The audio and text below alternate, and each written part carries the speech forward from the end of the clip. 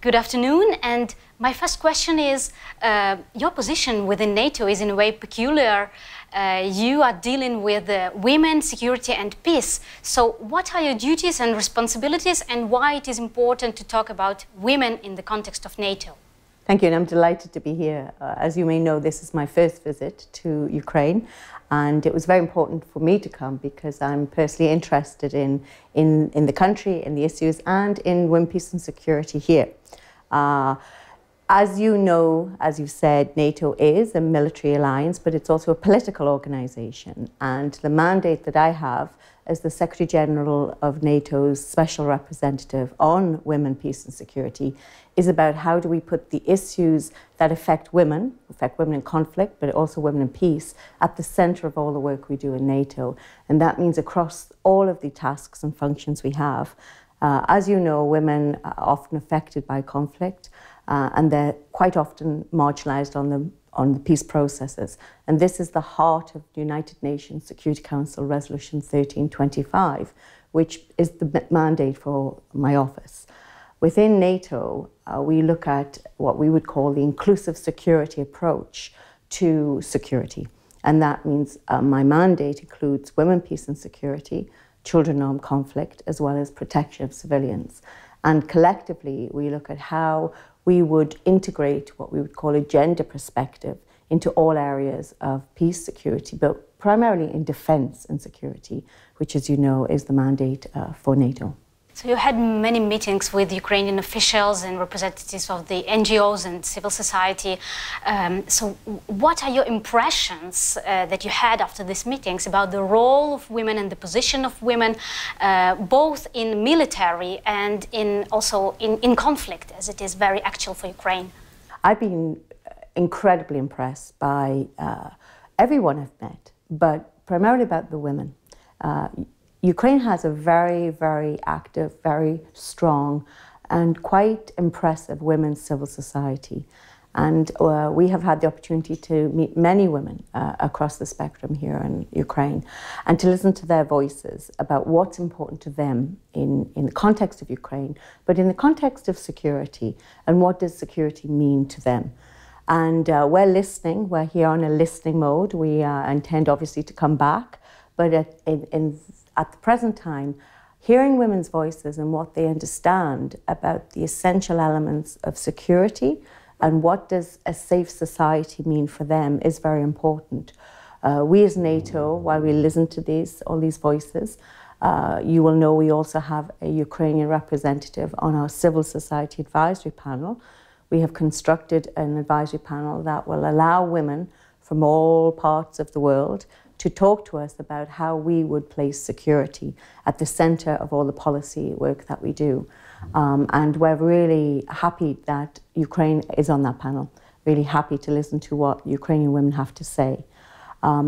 Their concerns are the same as women's everywhere. It is the concerns of their family, it is the concerns of a broader security dialogue around what does peace mean, what does it look like, how does their society stay safe.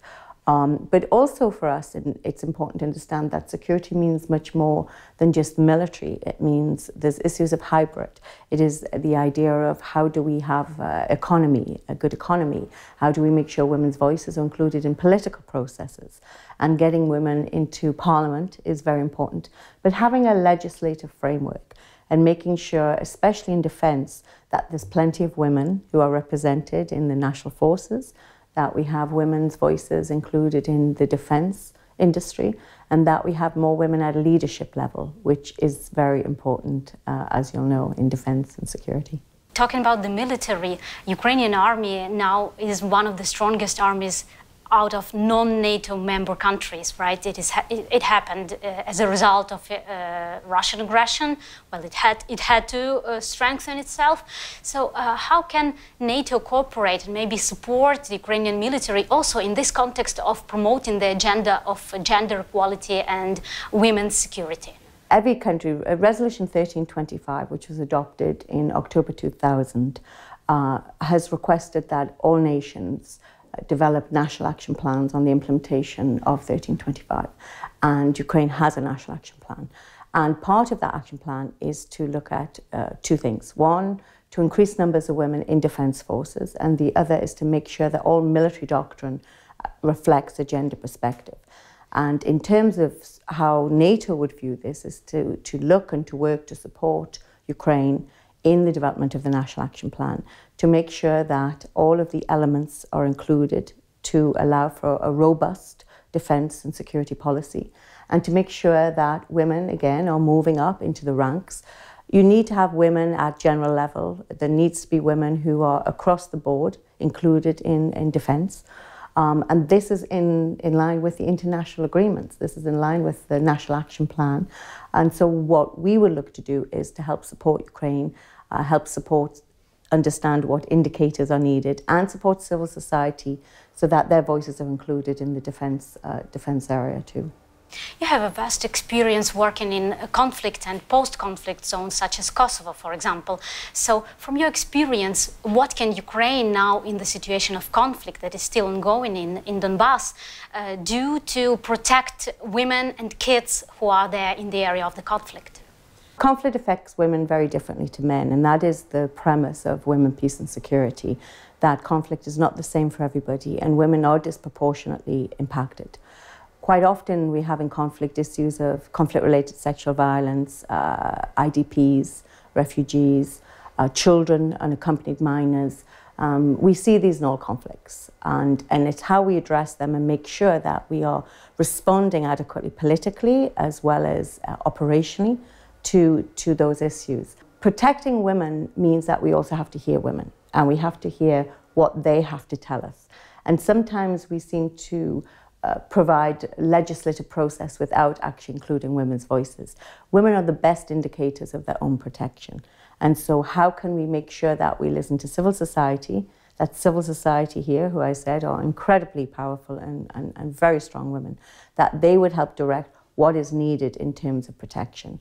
Because we cannot do protection without participation. We have to have an equal measure of women political engagement that will be able to advance the policies around better protection. And one another important issue is the post-traumatic stress that people and women and children experience as a result of the conflict. So also maybe here you have some advice and you see some ways of cooperation.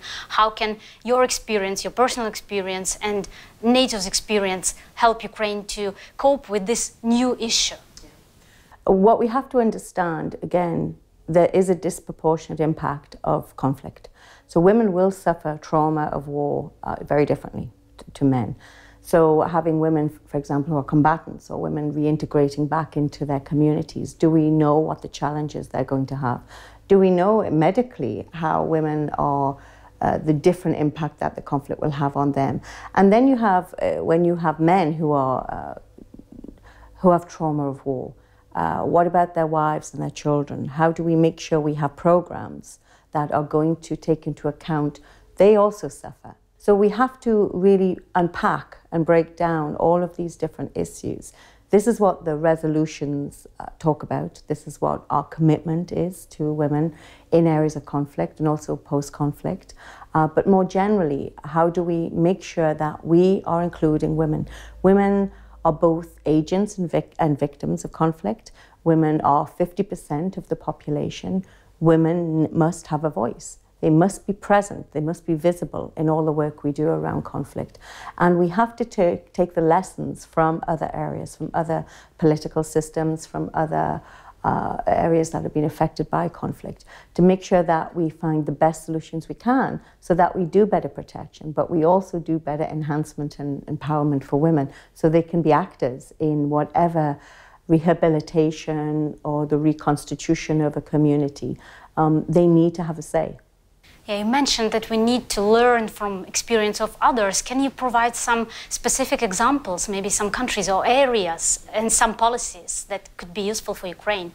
Around the world, whenever we see coming out of conflict, and I've served in many different places, from Kosovo to South Lebanon, I've been in Haiti and Congo, and what we know is that we can draw the lessons by having women present. So even if you looked at countries where you start with your constitutional framework, You make sure that gender equality is at the centre of your policies.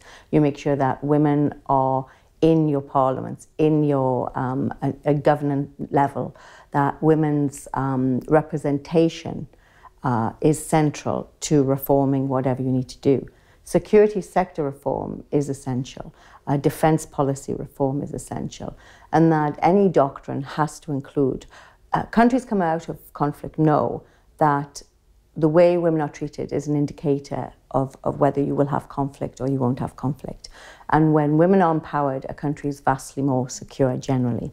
And that you're less likely to fall into conflict if you have women who are equally represented in all sectors of society. So one of the lessons is making sure that there's economic programs that are going to be in place for women so they can be there's economic incentives for them to grow and to invest in their own economies, but also to make sure that the political structure reflects that the women, as 50% of the population, are having a voice. Again, women must be in elections, they must be voters and candidates, they must be present, they must be seen, and they must have a voice. We cannot have a sustainable peace or a sustainable community without the presence of 50% of the population. It's quite simple. And this is the lessons that have come out of conflict. We see those communities not falling back into conflict when you have gender equality at the centre of any post-conflict environment. There were reported cases of sexual violence in the conflict zone in Ukraine, and these cases allegedly were made by both parties of the conflict. But in most of these cases, the investigation didn't go through, also because there is some stigma and opposition, and this is like a taboo topic in the society. So how can we overcome this? Because this is a very important issue, but it isn't even talked about. It is, and it needs to be, because it's present in every conflict. There used to be an assumption that sexual violence was an automatic output of war, that women's bodies were just part of the booty of war, that it was an unfortunate but recognised consequence. We now know that's not true. We know since 2008 that with the adoption of resolutions, United Nations Security Council resolutions on conflict-related sexual violence, that it is not an automatic consequence of war and that it will not be accepted by the international community.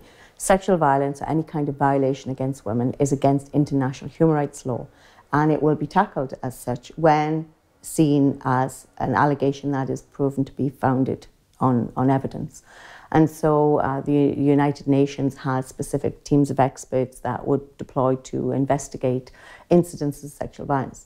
But I think as communities, as a society, we need to understand not just conflict-related sexual violence, but any kind of violence against women will not be accepted. It won't be tolerated. It's not a part of a functioning society. And it's part of any democratic society that the health and the welfare of the women is essential, and we need to recognise that in legislative process too. There is a lot of talk about the peacekeeping mission that can be in Donbas, about its configuration, how it should be. So what is your vision on that, and maybe also on what role can women play in this peacekeeping mission? As you know, as from NATO, that would probably be better placed to the United Nations about the possibilities of a peacekeeping mission. But what I do know from my experience of having worked in peacekeeping is that it is important for us to have more women in peacekeeping, to have women deployed as both military observers or as deployed soldiers, but also in the ranks of the United Nations peacekeeping mission anywhere. A lot of the experience that I had from peacekeeping I'm bringing with me to NATO to understand how we can best place. And we work very well with the UN, as well as we do with the OSCE and the EU, all of our colleagues in the international arena, because we need to work together. Collectively, the end result for us is women's equality, and that is for all of us. And we work together to make sure we're going to advance this agenda so we can help our partner nations like Ukraine, we can help other nations that need our help. We do better when we work together, and I think that as we move forward, we will find the best solutions through national action plans, through supported governmental processes, through addressing issues like sexual violence collectively. But it is better when you work together.